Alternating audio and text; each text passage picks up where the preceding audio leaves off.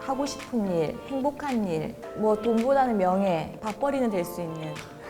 아, 선생님들이 이렇게 열심히 해주셨기 때문에 아이들이 열심히 집에서 했구나. 불안감도 덜 수 있었고, 앞으로 더 믿고.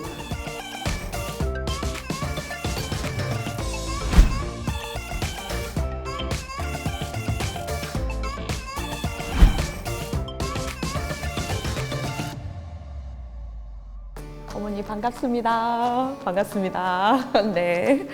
원격 수업이 어떻게 진행되는지 그동안 많이 궁금하셨죠? 그래서 오늘은 원격 수업이 그동안 어떻게 진행이 되고 있는지를 제가 간단히 말씀을 드릴게요. 실제로 저희 부산에서는 원격 수업을 총 3가지 패턴의 수업을 하고 있어요. 한 개는 실시간 쌍방향 수업이라고 하고, 하나의 형태는 콘텐츠 활용 수업이라고 하고, 또 마지막 3번째는 과제 수행 중심 수업이라고 해요. 말이 조금 어렵죠? 네. 자, 그럼 첫 번째로 실시간 쌍방향 수업이라는 것은 어떤 것을 우리가 실시간 쌍방향 수업이라고 하냐면, 수업 시작 전에 줌이나 미트 혹시 들어보셨어요? 줌? 아, 그래요. 그래서 줌이나 미트로 화상으로 아이들을 만나요. 화상으로 만나서 거기서 아이들하고 수업을 실제로 실시간으로 진행을 하는 것을 실시간 쌍방향 수업이라고 해요. 그리고 그 실시간 쌍방향 수업을 할 때는 학생들과 당연히 인사도 나누고 출석도 체크하고, 그리고 또 무엇보다도 중요한 아이들한테 저작권 교육도 함께 실시를 하고 있어요. 예. 그러고 실시간 쌍방향 수업을 할 때 아이들이 너무 화면만 쳐다보고 또 하다 보면 아이들이 지겨워할 수도 있고 피로도가 높기 때문에 실시간 쌍방향 수업을 하지만 선생님이 거기에 과제 형태를 아이들한테 제시를 해주고, 아이들이 거기에 과제를 하면 선생님이 거기에 답변을 달아주거나 채팅을 하거나 댓글을 달아줘서 그렇게 수업을 진행하는 것을 실시간 쌍방향 수업이라고 합니다. 좀 이해가 되셨나요? 네. 자, 그리고 컨텐츠 활용 수업이라는 2번째 유형은 어떤 수업이냐면요. 선생님께서 미리 그 수업 영상을 촬영을 하세요. 촬영을 하거나 또는 EBS 영상 알고 계시죠? 그래서 EBS 영상 촬영물 같은 거, 또는 선생님이 실제로 수업한 영상을 화면에 아이들한테 보여주고, 그리고 그 화면을 실제로 다 보고 난 다음에 아이들한테 과제를 나눠주고, 너네가 이 영상을 보고 오늘 학습한 부분을 아이들이 한번 학습을 하도록 그렇게 진행하는 수업을 컨텐츠 활용 수업이라고 해요. 그리고 3번째 수업은 과제 수행 중심 수업이에요. 과제 수행 중심 수업은 저희 부산시 교육청에서는 주로 미술이나 실기 과목 같은 경우에는 아이들과 뭔가 실시간 하기가 조금 곤란한 부분이 있잖아요. 그래서 선생님이 어떤 체조나 이런 형태를 아이들한테 보여주고, 너네가 집에서 그거를 수행한 것을 과제로 올려라 하는 형태, 그런 형태를 과제 수행 중심이라고 해요. 그래서 학교에서는 이 3가지 형태 수업을 가지고 실제로 원격 수업을 그동안 진행을 했어요. 혹시 학교에서 어떤 수업을 하셨는지 조금 보니까 이해가 되시나요? 네. 그리고 마지막으로는 이제 화상에 모여서 다시 줌이나 이런 데 모여서 아이들하고 마지막 수업 마무리를 하는 형태로 이렇게 원격 수업이 이루어지고 있어요. 예. 네, 선생님, 저희 아이가 이제 혼자서 방에서 원격 수업을 한다고 들어는 가 있는데, 정말 아이가 혼자서 수업을 하는지 안 하는지 사실 부모 입장에서는 굉장히 궁금한데 그 부분에 대해서 조금 말씀 좀 부탁드리겠습니다. 어머니들이 그동안 우리 아이가 실제 수업에 진짜로 잘 참여하고 있는지가 그동안 참 궁금하셨죠? 그런데 아이가 실제로 수업에 참여하고 있는지는 학교에서 지금 사용하고 있는 원격 그 프로그램들이 있어요. 어떤 학교에는 구글 클래스룸을 쓰는 학교가 있고, 어떤 학교는 이학스터를 쓰는 학교가 있고, 또는 뭐 MS 팀즈 또는 뭐 그 다른 온라인 클래스라든지 이런 걸 쓰는 학교들이 있어요.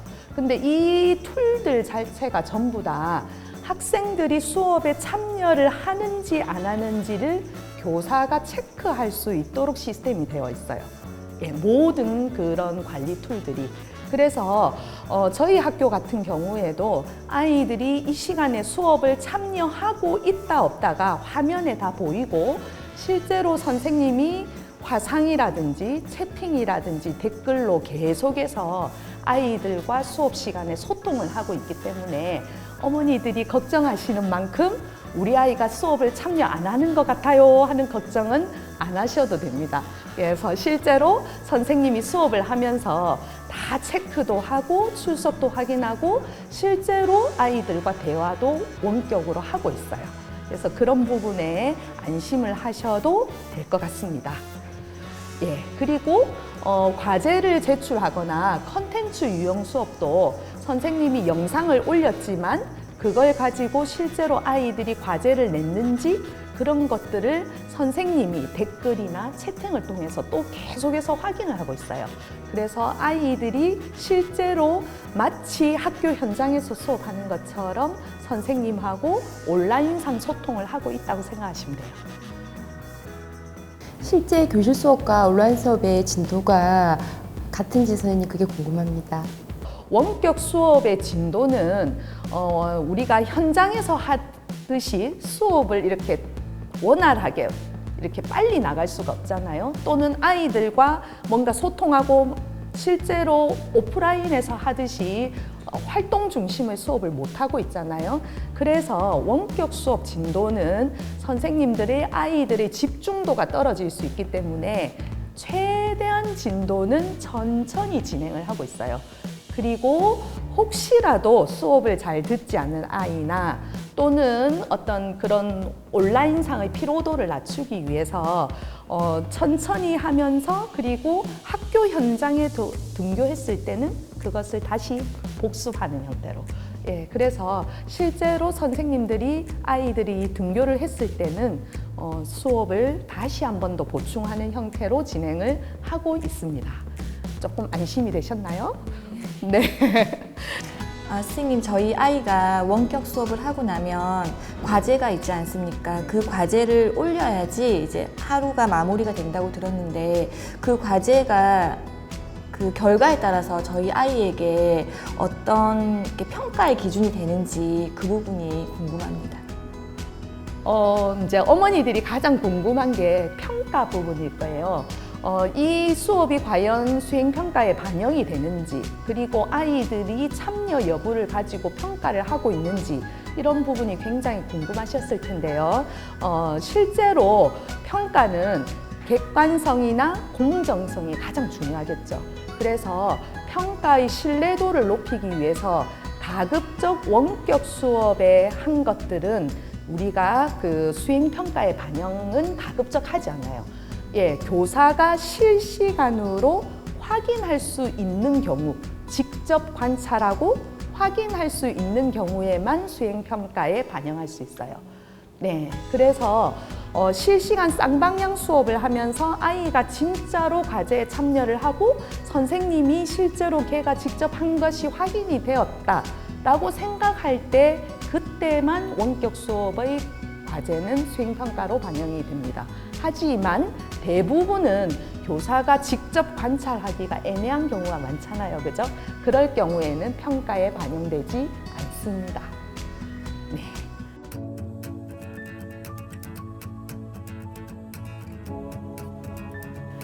그럼 끝으로 코로나19 이후에 학교 현장은 그러면 어떻게 변화가 될까 굉장히 궁금하셨죠? 네, 코로나 이후에 학교 현장의 변화는 이제 혹시 언택트라는 단어를 들어보셨나요? 네, 언택트, 비대면이라는 단어가 있죠.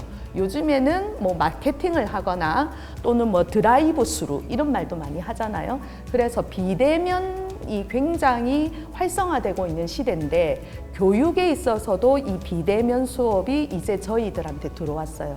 그래서 실제로 온라인과 오프라인에서 학생들이 온라인 수업과 오프라인 수업을 이렇게 섞는 수업을 블렌디드 수업이라고 해요.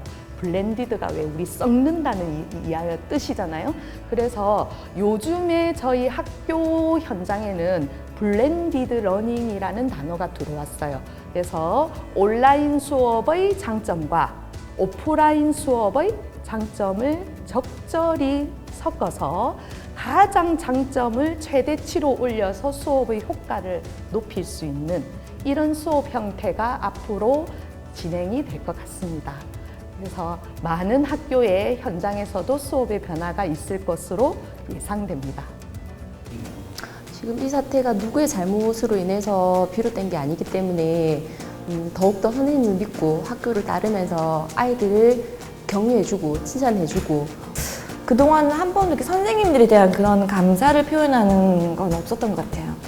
그래서 오늘 그런 수업을 통해서 선생님들이 이 짧은 수업을 준비하는 과정에서 많은 게 필요했구나라는 거를 다시 한번 느끼면서 정말 세상의 모든 선생님들이 정말 의료진 못지않게 존경스럽다는 거를.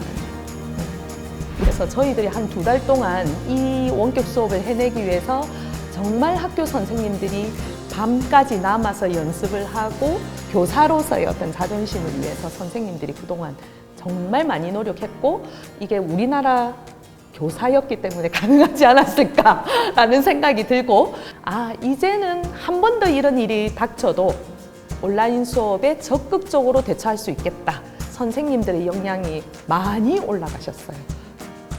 물론 아까 이제 말씀하신 대로 학생들이 지금 1대1로 하는 어떤 그런 수업에 조금은 학습력이 떨어질 수는 있는데 그런 부분에서 학생들을 얼마나 온라인에 참여를 시키고 학습에 더 몰입할 수 있는가는 앞으로의 교사들의 과제가 되겠죠. 그래서 그런 부분은 조금 더 아마 교사들도 온라인 수업과 대면 수업에서 어떻게 효율성을 높이는가는 앞으로 선생님들의 숙제라고 생각을 합니다.